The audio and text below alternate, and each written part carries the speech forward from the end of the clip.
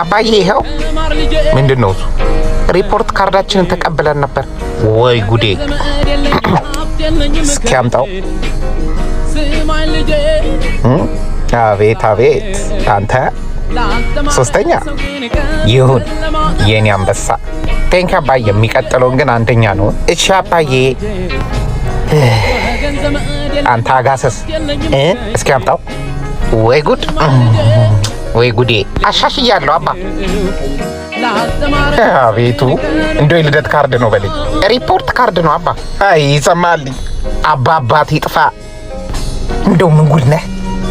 እንደው እንደው ኤፉን እኮ ደርድረው እኮ አረፍተ ነገር እኮ ነው የሚመስለው።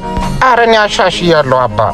ወየው አማርኛ ኤፍ ቤት እንኳን የሚወራው አማርኛ ይበቃ። ግን እኮ ስፖርት ሲያምጥቻለሁ። ትቶኝ ገባ ከቤት ናቁም ብያለሁ። ዛሬ አናትህን ብዬ ምንድን ነው እሰጣለሁ። አድብ ያንቺ ሴትዮ። ድሮውንም ያንቺ ጥፋት ነው። አንድ ልጅ ይበቃል እያልኩ። የኔ እኮ ካርድ አይደለም። አየሽልኝ አይደል? ይሄ አሲዳም ልጅሽን እዩ ያመጣው።